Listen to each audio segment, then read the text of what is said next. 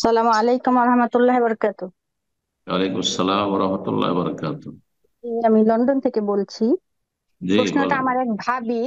প্রশ্নটা হলো, ওনার ছেলে বিয়ে করছে, এখন ওনার ছেলের বউকে ওনাদের বাবা মা বলে ডাকতে পারবে কিনা। শ্বশুরকে যে আব্বা বলে এটা জায়েজ আছে কিনা, এই প্রশ্ন উত্তর আমরা অনেক জায়গায় দিয়েছি। শ্বশুরকে আব্বা বলা জায়েজ আছে। কেন জায়েজ আছে? কারণ শ্বশুরকে যে আব্বা বলা হয় এটা হলো সম্মান সূচক ভাবে, এটা রিয়েল আব্বার নিয়তে আব্বা বলা হয়। বাপ শ্বশুর শাশুড়িকে বাপ মা বললে জান্নাত হারাম হবে না। শ্বশুর শাশুড়িকে সম্মান দিয়ে বলা যায়। সম্মানের উদ্দেশ্যে মুরব্বীদেরকে বড়দেরকে বাবা মা বলা জায়েজ। জি। ওস্তাদকে বাবা বলা জায়েজ। কথা বোঝা গেছে? এইরকম আদরের জন্য বাবু বলা জায়েজ। হ্যাঁ, আম্মু বলা জায়েজ জায়েজ। যারা বলছে জায়েজ নয় তারা বুঝে না, তাদের কোনো ফিকহের জ্ঞান নেই। বাপ বাপকে অস্বীকার করে বাপের নাম, হ্যাঁ, ধরেন কাগজপত্র উড়িয়ে দিল, এটা হারাম।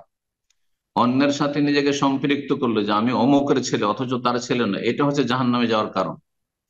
লাআনাল্লাহু মান ইদ্দাআ ইলা গায়রি আবিহি। আল্লাহ লানত রয়েছে এমন ব্যক্তির ওপর যেই ব্যক্তি অন্যের সাথে নিজেকে সম্পৃক্ত করবে। কেউ যদি তার বাবার পরিচয় না দিয়ে তার শ্বশুরকে বাবা বলে, আর এলাকার লোক সবাই জানছে তার শ্বশুরটাই তার বাবা, এইটা হচ্ছে জাহান্নামে যাওয়ার কারণ, লানতের কারণ।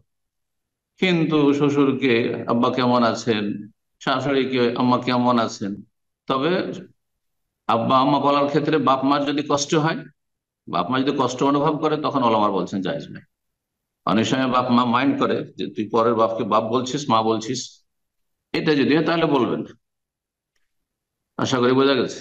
তখন আঙ্কেল বলবে। কিন্তু ধরেন মাঝে মধ্যে কোনো ওস্তাদের সাথে দেখা হলো, মুরব্বী ওস্তাদ শেখ বাজ রাহিমাহুল্লাহকে, সৌদি আরবের জনগণ থেকে শুরু করে নেতৃস্থানীয় ব্যক্তিরা আর বড় বড় আলেমরা তার ছাত্ররা সামাহাতুল ওয়ালেদ বলতেন। জায়েজ নয়? কি হলো তাতে? কোনো অসুবিধা নেই।